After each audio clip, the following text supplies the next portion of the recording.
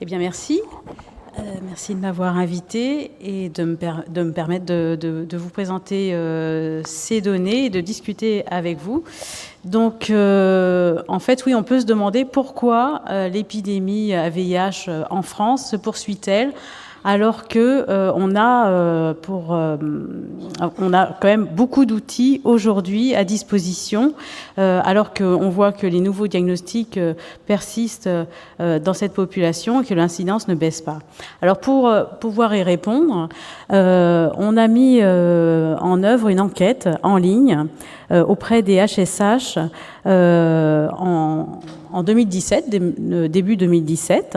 Il s'agissait d'un questionnaire anonyme, auto-administré et basé sur le volontariat, comme on a l'habitude de faire.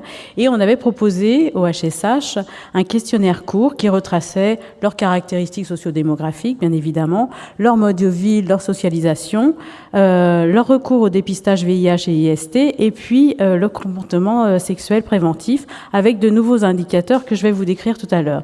Et en fait, qu'est-ce qu'on constate ? On constate que toujours en 2017, dans cette population qui pourtant est a priori assez informée, eh bien que le dépistage est encore insuffisant. Ainsi, on constate que dans cette population qui est importante dans notre échantillon, puisque 18 000 HSH y ont répondu, encore 17% n'ont jamais réalisé de test à VIH au cours de leur vie. Alors même si cet échantillon, par rapport aux autres échantillons d'enquête que j'ai conduites dans les années antérieures, est plus jeune, avec un âge médian de 30 ans, on s'interroge encore aujourd'hui, comment se fait-il que dans cette population, il y a encore 17% de HSH qui n'ont jamais poussé la porte pour faire un dépistage.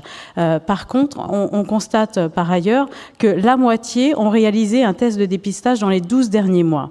On voit bien que là, il y a un décalage, il y a une vraie interrogation sur cette première étape de dépistage qui est vitale, en fait, pour combattre l'épidémie. Donc, parmi ces hommes qui ont fait un dépistage dans les 12 derniers mois, ici, on constate que on est loin des recommandations au moins du test dans l'année, puisqu'ils étaient que 41% à en avoir fait un dans l'année et seulement 28% au moins 3. Donc on voit qu'il y a vraiment un décalage entre les recommandations qui sont, même si les dernières recommandations de la HAS sur 3 dépistages au moins dans l'année était récent, on voit bien que malgré tout, on n'en est même pas à un dans l'année pour la plupart de ces hommes qui sont actifs sexuellement.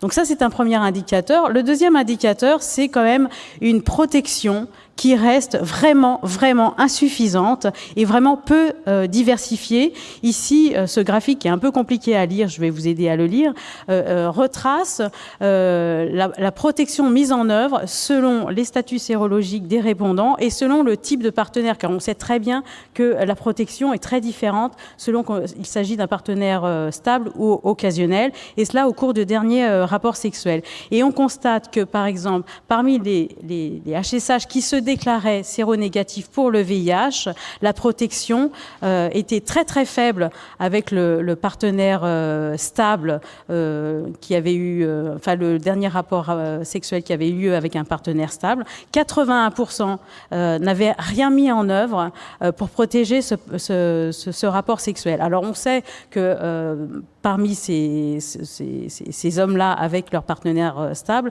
le statut sérologique est assez bien connu, ce qui explique le fait que la non-protection soit si élevée. Il peut y avoir une mise en œuvre de stratégies de réduction comme le sérosarting. Et donc on voit que seuls 19% ont protégé ce rapport, que ce soit pour un préservatif où on avait intégré dans cet indicateur la PrEP ou le TASP. Donc on voit que déjà avec les séronégatifs et le partenaire stable, la protection est faible, mais elle est d'autant plus faible avec un partenaire occasionnel, que ce soit pour le statut, pour les personnes ayant un statut inconnu. Voilà, vous m'avez troublé. Non, c'est l'inverse. Ouais. En plus, j'ai le spot dans l'œil, donc je vois pas très bien. Donc en fait, pardon ? Qui se protègent plus avec les partenaires occasionnels. Oui, les répondants qui avaient un statut inconnu lors de l'enquête se protégeaient effectivement plus que les séronégatifs, mais se protégeaient plus également avec leurs partenaires occasionnels. Là, je suis complètement out. J'ai raté mon effet, j'en suis désolée. Donc en fait, mon message, c'était de dire que avec, par exemple, les partenaires occasionnels, qu'on soit séronégatif ou séropositif, la protection était insuffisante et surtout l'appropriation de la prévention diversifiée était encore insuffisante. Il y avait une marge de progrès à faire, ne serait-ce que, on voit 5% seulement des séronégatifs ont utilisé la PrEP comme mode de prévention. On était au début de 2017. Voilà, donc ce que je voulais vous dire, c'est qu'on voit, grâce à ces indicateurs qu'on a mis en place, vraiment un problème quant au recours au dépistage. Il faut vraiment mettre tout en œuvre pour augmenter cette fréquence. Alors, on en a discuté beaucoup au cours des dernières sessions et hier. Il y a vraiment un objectif de prévention et de compréhension de la population pour qu'ils comprennent que leur population est vraiment très vulnérable et surtout vis-à-vis des jeunes hommes qui méconnaissent a priori la réalité de l'épidémie dans leur sphère. Et puis aussi, évidemment, augmenter la connaissance de l'ensemble des outils de prévention. On voit bien que la PrEP est vraiment sous-utilisée. On espère, lorsqu'on va réaliser de nouveau cette enquête en 2019, que cette proportion de 5% d'utilisation de la PrEP aura augmenté afin vraiment d'enrayer l'épidémie dans cette population-là. Voilà, excusez-moi d'avoir un peu bafouillé. Non, il n'y a pas de problème, merci beaucoup pour cette présentation. Donc, pas de problème on vous êtes retombé sur vos pattes. C'est vrai que l'exercice est un peu difficile, donc voilà, en effet, c'est des présentations, le principe, c'est des présentations très courtes sur des posters, je crois, il est affiché, celui-là. Oui, absolument. Voilà. Alors, est-ce qu'il y a des questions dans la salle ? On a le temps pour peut-être une ou deux questions. Alors, le temps que les gens se chauffent. Moi, j'avais une question. Alors, je ne sais pas si vous l'avez cité ou si c'est sur le poster affiché. Quel est l'âge à peu près ? L'âge, vous avez parlé de l'âge de ces personnes interrogées ? Oui, alors là c'est vraiment grâce à la méthodologie qu'on a utilisée. On a vraiment rajeuni notre population de répondants. L'âge médian est de 30 ans et on a 30% de moins de 25 ans sur une totalité de 18 000 personnes. Donc là, grâce au ciblage de la publicité de cette enquête, on a pu interroger de jeunes HSH, ce qui n'était pas le cas, par exemple, dans l'enquête Presse Gay ou dans les bars ou les saunas où on a fait Prévaguet, par exemple. On a vraiment rajeuni notre... Et est-ce que vous avez vu ce lien avec le zéro dépistage et l'âge ? Est-ce que vos plus jeunes dont vous parlez, c'est ceux-là qui font augmenter le pourcentage des jamais dépistés ou il n'y a pas de lien ?